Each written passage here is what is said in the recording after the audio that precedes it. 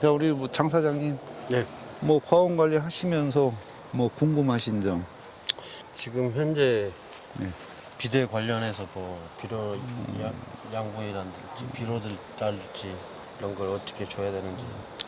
지금 뭐 특별한 비배 관리는 하실 것 없을 것, 할 거는 없을 것 같고요. 네. 이제 수채를 이 상태에 유지를 하면서 관수만 좀 적극적으로 해주면, 네. 뭐 이 과원은 비대에는 큰 지장은 없을 걸로 봐요. 그래서 아까 얘기한 것처럼 이런 고온기에는 그동안 3시간 관수를 했다면 네. 1시간 정도도 늘려서 한 4시간 정도 관수를 해서 또 여기는 워낙 배수가 잘 되니까 네. 아마 뿌리가 뭐 과습 장애를 받거나 그런 일은 거의 없을 거예요. 대신 이제 그런다고 해서 모든 과원을 그렇게 적극적으로 너무 그냥 장시간 관수를 하게 되면 뿌리가 또 상할 수가 있거든요. 네. 그래서 내 과원 토성에 따라서 뭐 점토 함량이 좀 높은 과원은 관수 간격은 한 5일, 6일 띄워서 한 3시간 정도 해주시는 것이 좋고, 또 이렇게 사질토, 배수가 잘 되는 토양은 2, 3일에 한 3시간에서 4시간 이렇게 관수를 해주시면 아마 작년에 입었던 그런 피해는 훨씬 줄어들지 않을까 네. 이렇게 보고 있습니다.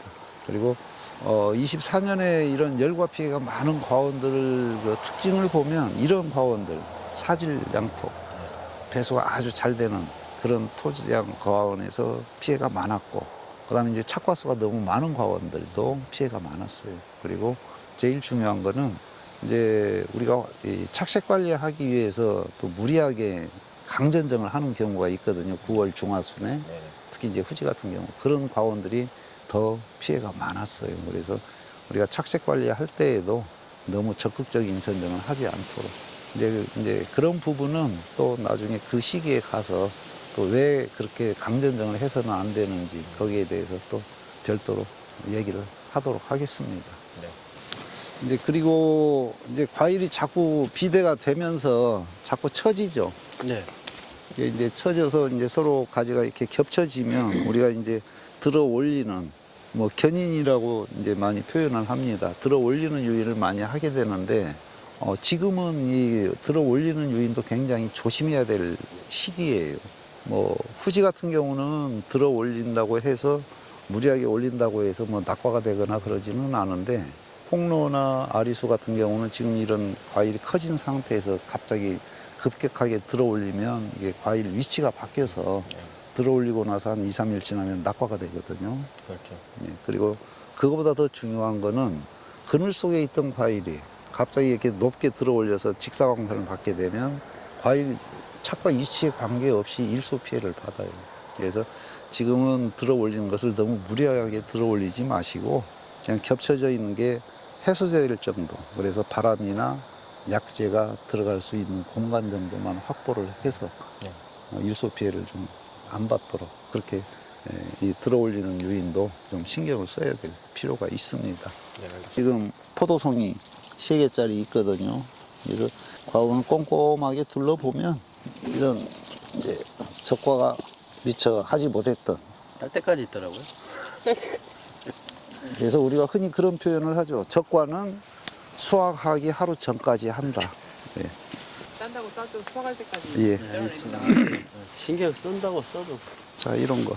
이건 지금 장립 노린재가 먹은 것 같아요. 네. 애무늬고리 장립 노린재. 이게 이제 과일이 어릴 때는 잘 안 보이는데 크면서 그 예. 찍힌 자리가 저기 안쪽에도 지금 노린재 먹은 거 하나 보입니다. 거기 말고 왼쪽으로 더 위쪽에 머리 높이 거기서 예, 그거.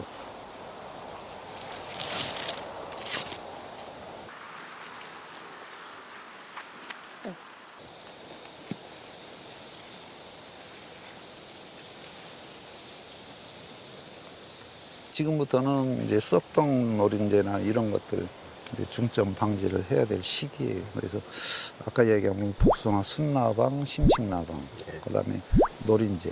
이제 어차피 지금부터 이제 노린재가 심하게 가해를 할 수 있는 시기거든요. 근데 이제 뭐 약은 다 똑같아요.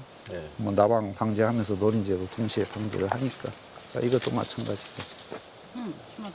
여기 잎을 보시면 이렇게 생겼죠. 이게 이제 그 장립 노린재가 가해한 피해 증상이거든요.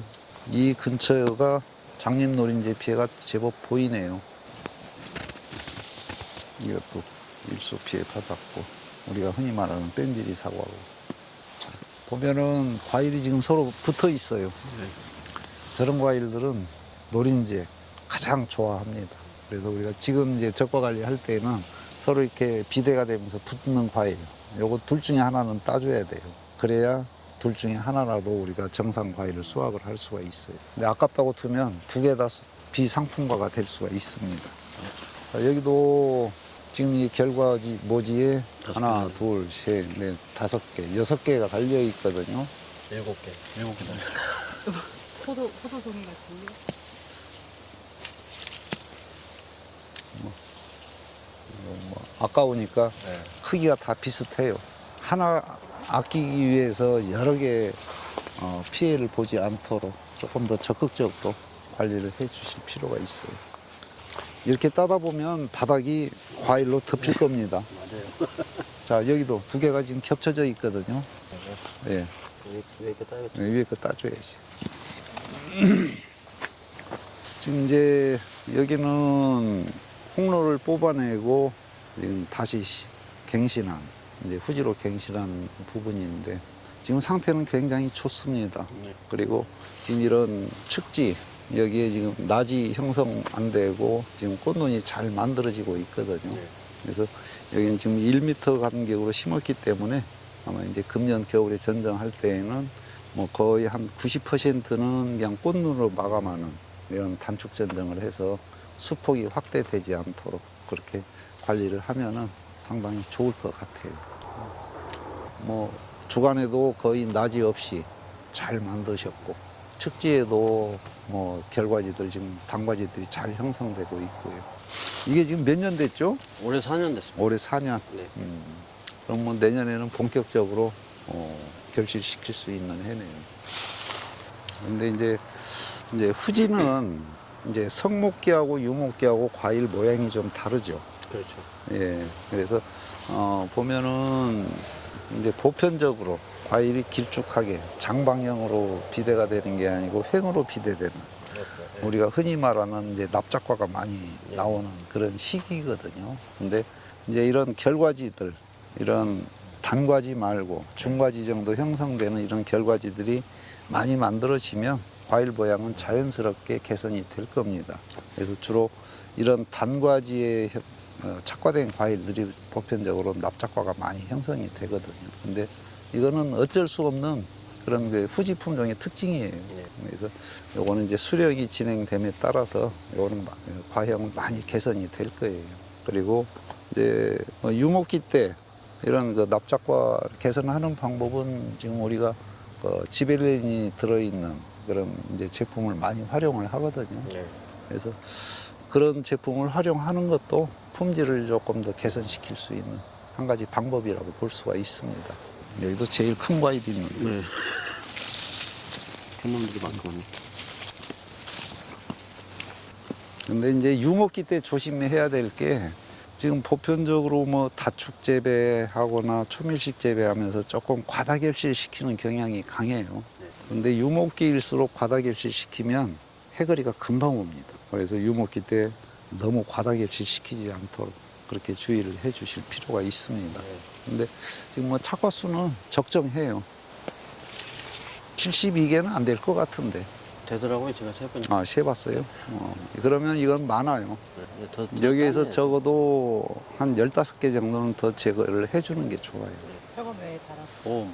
이제 재보험 재보험. 착과수 조사한 거예요. 이 과일은 앞으로 한 열흘 정도 지나면 낙과될 것 같아요. 일어나가지고. 예, 밀어내서 지금 꼭지도 짧고 또 거꾸로 달려 있고, 그래서 이거는 지금 따죠. 네. 나중에 이게 떨어지면서 아래 과일을 네. 치거든요. 그래서 지금 아예 움직임이 없어요. 네. 그럼 이건 한 열흘 정도 지나면 자동으로 떴네. 꼭지가 밀어서 낙과가 될 수가 있어요. 되게 크네요. 예. 아마 제일 큰 것 같아요. 상태는 상당히 좋습니다. 금방 따내고 홍로죠. 네, 홍로에. 그나무 보내야 돼요. 전체적으로 시들어지고. 그래도 여기는 다행스럽게도 불안병이 없어서 다행입니다. 지금 전국적으로 불안병이 상당히 많이 발생이 되고 있거든요. 근데 정말 관리 잘 해서 불안병이 거의 없어요. 그 대신 이제 동해에 의해서 대목부위가 이제 많이 피해를 봤는데 그래도 다행히 지금 이 시설을 굉장히 빨리 했거든요. 그래서 수세가 지금 어느 정도 유지가 되고 있는 네. 저거 상황입니다. 물어보시는 분들 있어요. 어떻게 예. 하는 그래서 우리가 수세에 약한 나무들 많은 농업인들이 수세를 회복시키기 위해서 그냥 비배 관리를 적극적으로 하려고 하는 경향이 굉장히 강하거든요. 그런데 비배 관리로는 수세에 약한 나무 살리기 어려워요.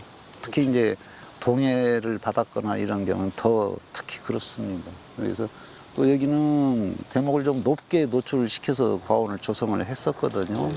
그래서 이제 이렇게 대목 부위에 동해받은 부분, 지금 요거는 지금 300mm 관이죠. 네네.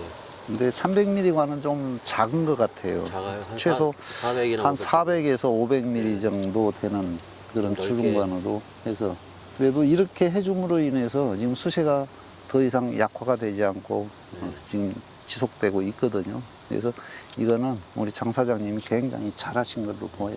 그러면 그 관이 동그랗잖아요. 네. 예. 그럼 그걸 쪼개가지고 예, 씌워서 여기 네. 쪽에서 완전 잘라가지고 여기 지금 철사로 엮어놨거든요. 아, 위아래 엮어놓으면 돼. 그래서 성토만 해줘도 네. 수세가 급격하게 강해지거나 그러지는 않지만 이게 더 이상 약해지지 않고 어느 정도 회복을 해서 유지를 할 수가 있어요.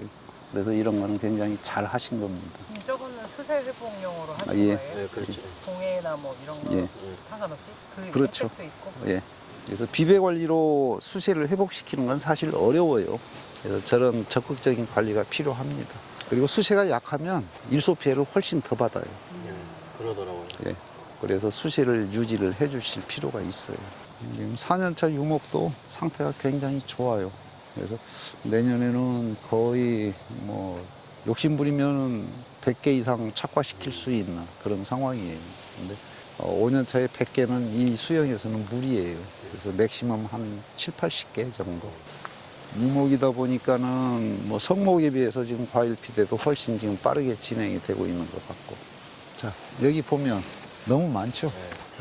그래서 이런 나무 중심으로 좀 적극적으로 추가 적과를 해주면 이게 한 추가 적과 여기서 한 30% 정도 해주고 나면 4일 후면 과일 크는 게 달라질 거예요. 네. 그래서 이만 하던 게 좀 적과를 해놓고 나면 한 3, 4일 후면 이만해질 수가 있거든요.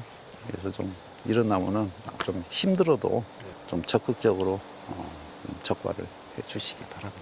자, 장 사장님. 네. 이제 지금까지 쭉 한번 둘러보고 얘기를 했는데요. 네. 어때요? 잘 배웠습니다. 잘 배운 게 문제가 아니고 이제 앞으로 해야 할 일들 이런 것이 이제 어느 정도 이제 정리가 될 겁니다. 그래서 이제 오늘 했던 얘기들을 좀 잘 실천해서 금년 가을에는 지난해보다 더 좋은 결과 얻기를 바라겠습니다. 네, 알겠습니다. 사과 재배 농업인 여러분, 이제 가장 1년 중에 가장 힘든 시기입니다.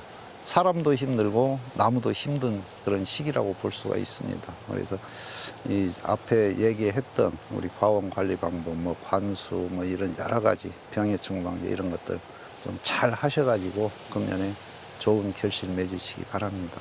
뭐 농사도 중요하지만 이런 계절에는 건강 관리가 가장 중요하다고 볼 수가 있습니다. 그래서 항상 건강 잃지 않는 범위 내에서 과원 관리해서 금년 가을에는 좋은 결실 맺으시기 바랍니다. 저는 다음 기회에 인사드리도록 하겠습니다. 감사합니다. 수고하셨습니다. 수고하셨습니다. 고맙습니다. 그래도 날씨가 오늘 많이 도와주네요. 그래서 뭐 낮에 이제 살수해 줄 때 네. 염화칼슘이 부담되면은 그냥 초산칼슘으로 해줘도 돼요. 그래서 너무 걱정하지 마시고. 자, 그냥 여기 한번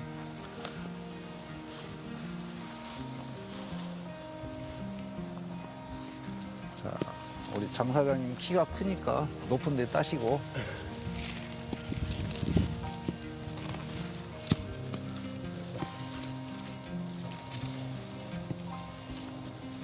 이렇게 해주면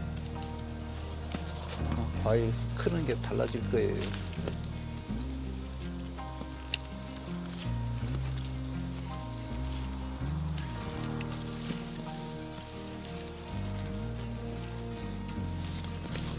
소여사 와서 보고 또 사과 다 땄다고 할 것 같은데. 그래도 사용이 너무 많아가지고. 많아도 너무 많아요.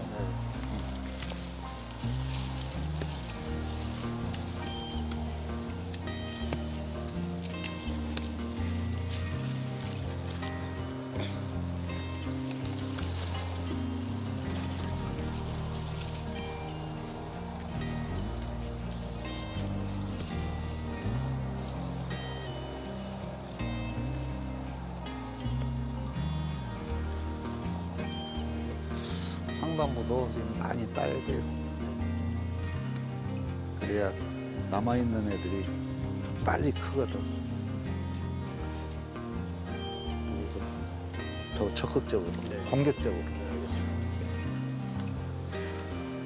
그러면은 아마 박스 작업하기도 편하고 네.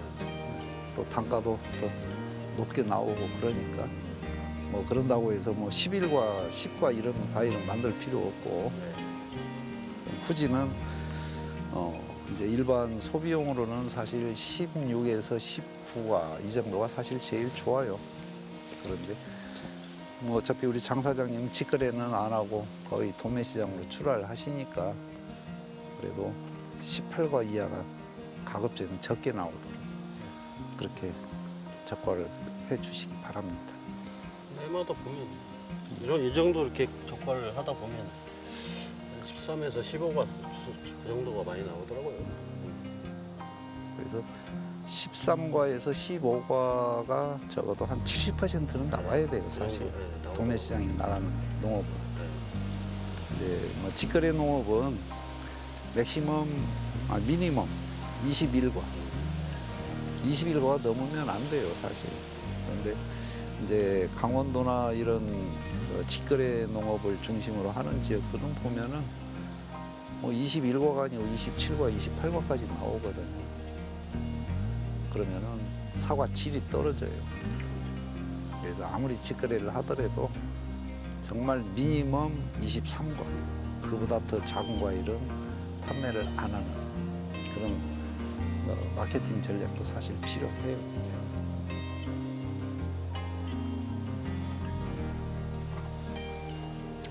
소여사한테 혼날 것 같은데 다 땄다고.